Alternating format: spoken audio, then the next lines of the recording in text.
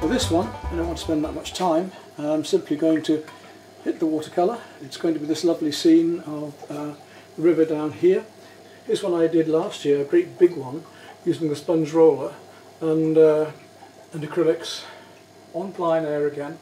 And then one I did last week as a sunset down behind these trees, which was absolutely beautiful. So we got a lot more colour. This particular photograph was taken about mid-afternoon, so the light is quite strong from above and it's a lot of darks. The photograph obviously doesn't see as much colour as I want to see. So I'm going to use quite a bit of colour, explore this colour a bit more into this, and use quite a few different darks for my mixing.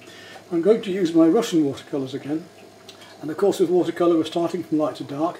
Hopefully all I'm going to use is my oval mop and some sponges, but I may have to go down to a slightly finer brush, a round brush or rigger or so on, yeah, we'll see. Let's start with the light background first anyway. We want to start with our very light yellows and cools, so I'm going to work into this wet into wet, and to start with a very light bit of lemon yellow, working down through here. Quite strong paints, these Russian paints, so they're rather nice. Now I'm going to use mixed greens that are already in my palette. I'm also going to mix my greens on here as usual. You know how I like to do that, it gives a much fresher green, often by mixing colours actually onto the paper. This piece of paper is a piece that I used the other side of for demonstrating on yesterday, so I can afford to use it up today. Right, I'm going to catch the sunlight first of all. Normally I do this in reverse because if I'm painting with the acrylics or oils I paint the sunlight at the end. But this time I'm going to paint the sunlight in first. Just really enjoy my colour and paint wet into wet and wet next to wet, and sometimes you just finish the painting at that. You'll say, well, that's nice, and you'll just leave it alone. So I'm going to controlled accident this. I'm going to control this amount of water that I'm making these greens out of. Some warmer colours in here now. I don't want hard edges particularly. Not yet anyway, I will later, but not yet. Very light.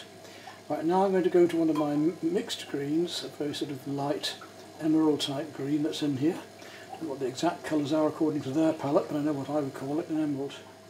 Lovely loose way of painting, a bit like Ron Ranson with his hakes, which I used to enjoy watching very much. Greens coming into the cools here. Going to be much warmer and dark into those shortly. Right down into there, and even into this water here a bit.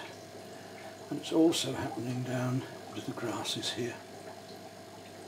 Start to make the effect of grasses already just with the tip of my brush, just by tickling these colours in. A bit stronger back here as it glows through behind there.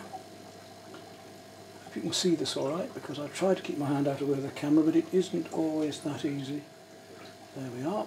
Right, now I need to hit some slightly warmer light orange, almost to yellow ochre here. Let's bring some of that in. Very light orange to yellow ochre. Very light and very thinly. I just want it to be soft, wet into wet effects. So it's slightly more orange than the yellow was that we had in just now. It's quite a prevalent colour. It's a lovely bit of light here to bring out with it. So I'm going to use this. I guess it's light magenta that I'm using at the moment. Just using the tip of the brush to flick in these effects of these branches. We can let the controlled accident do most of the work, can't we? I want a green here. Is that a green? Yes, I want a very deep green into that purple. Now to start working behind here and really start ploughing in some of my darks. Just letting some highlights come through. So let's really now.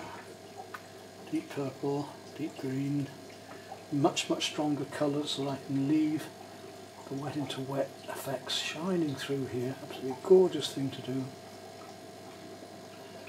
Bring those through right into the darks here, right through here. Let's just start to bring out this bit of old branch that's lying down here. And it's going to happen behind there. Now we really want to go dark, so I'm going to use quite heavy, thick pigment now. I'm trying to find these lovely colours back here, the cools and the warms amongst the shadows, and all the way along this log. dog as well. And this dark is going to cut into the grasses here. So I'm going to make that a little bit broken now, like I'm going to make the effect of the grasses just with the tip of the brush. Even darker behind there, I mean it really does go beautifully dark into an almost deep blue back here. Just really push these colours. The lovely effects we can get. That's the beauty of these Russian colours, is we can go really strong with them. Branches coming up and over in here, let's get them in, tickle them in. Really look for these colours in the shadows. It's gorgeous things we can play with. Just let yourself loose, let yourself have fun. That takes what painting going to be about unless you can have fun. Now let's start to work on the darker leaves that are against the light here. Again, using the tip of my brush I can make all sorts of different shaped leaves. I could use a sponge, I'm tempted to use a sponge, but I don't need to as yet. This is a lovely way to do watercolour. What I've just done was more traditional. This is much, much looser. And obviously, as you can see, a much nicer way, I think, to use watercolour. But to do it, I need to have done one or two previously so that I can loosen up into it. Otherwise, I'd be lost.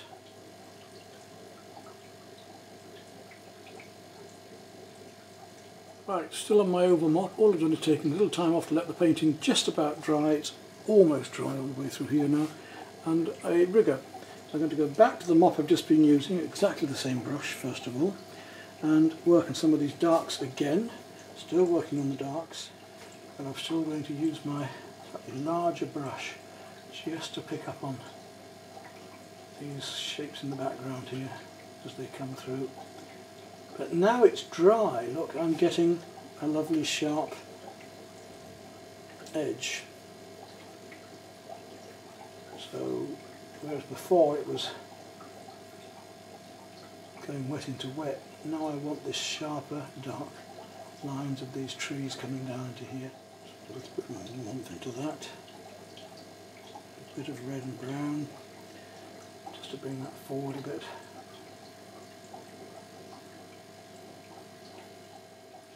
To keep simple brush strokes, simple marks. I don't want to be getting too involved in any detail. So we can go as dark as we like with the watercolour, but we mustn't lose the luminosity. So that's the beauty of these Russian ones I found, is that they're so lovely and dark, but ideal for this sort of work. And now we're getting the rough against the smooth. This is what I'm after. I want to get these bits of stone and grasses and things here so that these little bits of rock and so on look smoother against the water in the background there. Right, take my rigger now after all that and just load it up with some of this lovely deep purple and red blues, and we'll start putting in a few of these branches that are going off here and through in front of the light here to play with these textures.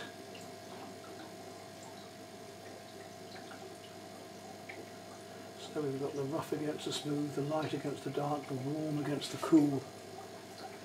And we're almost done on a picture like this. I want to leave it lovely and loose, and this is my preferred way really, because I'm really an impressionist and I'm about light and shade, light and dark. And there we are. I just about call that done because I literally don't want to do too much more to it. A bit sharper edge, because you see now I'm doing it wet on dry, I can get these lovely sharp edges. Painting straight through just shows the speed we can work at. I'm not speeding this painting up, just painting it as is. So we'll finish that at that, just to give you an idea just how loose and freely we paint with just two brushes. There we go. Voila, a quickie for you.